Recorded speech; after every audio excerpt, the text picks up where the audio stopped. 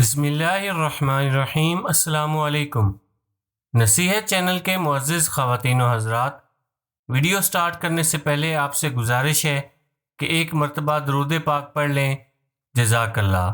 ایک مرتبہ حضور صلی اللہ علیہ وآلہ وسلم صحن حرم میں نماز پڑھ رہے تھے کہ کفار قریش کے چند سرکش شریروں نے بحالات نماز آپ کی مقدس گردن پر ایک اونٹ کی اوجھڑی لا کر ڈال دی اور خوب زور زور سے ہنسنے لگے اور مارے ہنسی کے ایک دوسرے پر گرنے لگے۔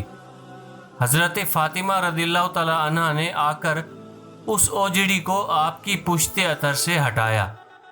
جب آپ صلی اللہ علیہ وآلہ وسلم نے سجدہ سے سر اٹھایا تو ان شریروں کا نام لے لے کر نام بنام یہ دعا مانگی کہ یا اللہ تو ان سبوں کو اپنی گرفت میں پکڑ لے۔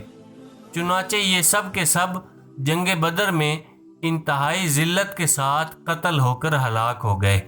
پہلے مدینے کی آب و ہوا اچھی نہ تھی، وہاں قسم قسم کی وباؤں کا اثر تھا۔ چنانچہ ہجرت کے بعد اکثر مہاجرین بیمار پڑ گئے اور بیماری کی حالت میں اپنے وطن مکہ کو یاد کر کے پر درد لہجے میں اشعار پڑھا کرتے تھے۔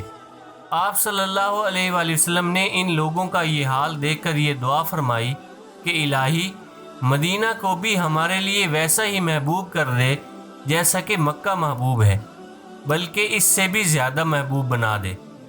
الہی ہمارے سا اور مد میں برکت دے اور مدینہ کو ہمارے لیے صحت بخش بنا دے اور یہاں کے بخار کو جعفہ میں منتقل کر دے۔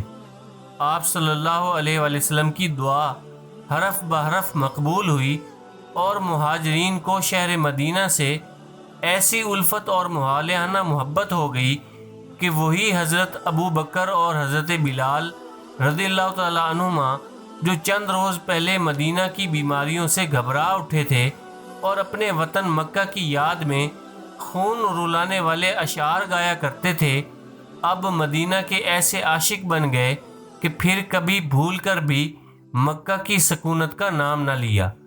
اور حضور صلی اللہ علیہ وآلہ وسلم کو اللہ تعالیٰ نے خواب میں یہ دکھلا دیا کہ مدینہ کی وبائیں مدینہ سے دفع ہو گئیں اور مدینہ کی آب و ہوا صحت بخش ہو گئی۔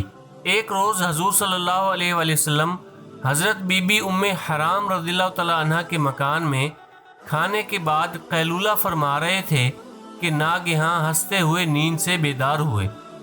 حضرت بی بی ام حرام رضی اللہ تعالی عنہ نے ہنسی کی وجہ دریافت کی تو ارشاد فرمایا کہ میری امت میں مجاہدین کا ایک گروہ میرے سامنے پیش کیا گیا جو جہاد کی غرض سے دریا میں کشتیوں پر اس طرح بیٹھا ہوا سفر کرے گا جس طرح تخت پر بادشاہ بیٹھا کرتے ہیں۔ یہ سن کر انہوں نے درخواست کی کہ یا رسول اللہ صلی اللہ علیہ وآلہ وسلم دعا فرما دیجئے کہ میں بھی ان مجاہدین کے گروہ میں شامل رہوں۔ آپ نے دعا فرما دی۔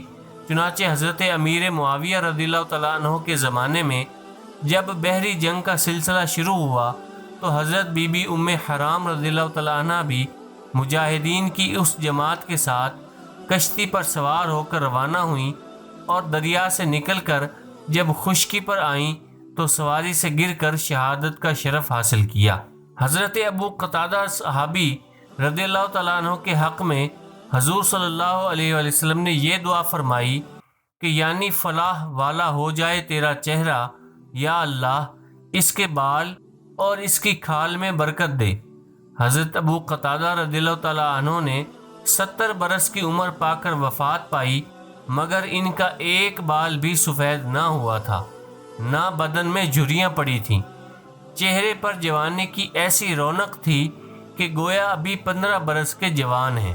حضرت ابو طلحہ رضی اللہ تعالیٰ عنہ کی بیوی حضرت ام سلیم رضی اللہ تعالیٰ عنہ بڑی ہوش مند اور حضور صلی اللہ علیہ وآلہ وسلم کی نہایت ہی جاں نثار تھیں۔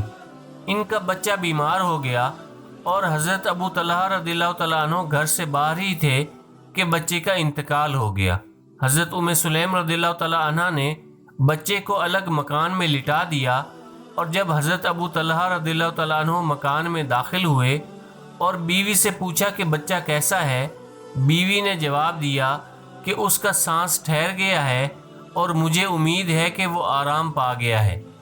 حضرت ابو طلحہ رضی اللہ تعالیٰ عنہ نے یہ سمجھا کہ وہ اچھا ہے، چنانچہ دونوں میاں بیوی ایک ہی بستر پر سوئے۔ لیکن صبح کو جب ابو طلحہ غسل کر کے مسجد نبوی میں نماز فجر کے لیے جانے لگے تو بیوی نے بچے کی موت کا حال سنا دیا۔ حضرت ابو طلحہ رضی اللہ تعالیٰ عنہ نے رات کا سارا ماجرا بارگاہ نبوت میں عرض کیا تو آپ صلی اللہ علیہ وآلہ وسلم نے ارشاد فرمایا کہ مجھے امید ہے کہ خداوند تعالیٰ تمہاری آج کی رات میں برکت عطا فرمائے گا۔ چنانچہ اس رات کی برکت مقررہ مہینوں کے بعد ظاہر ہوئی کہ حضرت ابو طلحہ رضی اللہ تعالیٰ عنہ کے فرزند حضرت عبداللہ رضی اللہ تعالیٰ عنہ پیدا ہوئے اور حضور اقدس صلی اللہ علیہ وآلہ وسلم نے ان کو اپنی گود میں بٹھا کر اور عجوہ کھجور کو چبا کر ان کے منہ میں ڈالا اور ان کے چہرے پر اپنا دست رحمت پھیر دیا اور عبداللہ نام رکھا۔ ایک انصاری حضرت عبایہ بن رفاع رضی اللہ تعالیٰ عنہ کا بیان ہے کہ دعائے نبوی کی برکت کا یہ اثر ہوا کہ میں نے ابو طلحہ رضی اللہ تعالیٰ عنہ کی 9 اولادوں کو دیکھا جو سب کے سب قرآن مجید کے قاری تھے۔ اللہ پاک سے دعا ہے کہ اللہ پاک ہمیں نبی پاک صلی اللہ علیہ وآلہ وسلم کے مبارک طریقے پر چلنے کی توفیق عطا فرمائے، آمین۔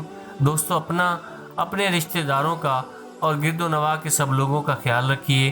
اگر ویڈیو پسند آئی ہے تو اسے لائک اور شیئر کر دیں، اور اگر آپ نے ابھی تک ہمارے چینل نصیحت کو سبسکرائب نہیں کیا تو سبسکرائب کر لیں۔ جزاک اللہ۔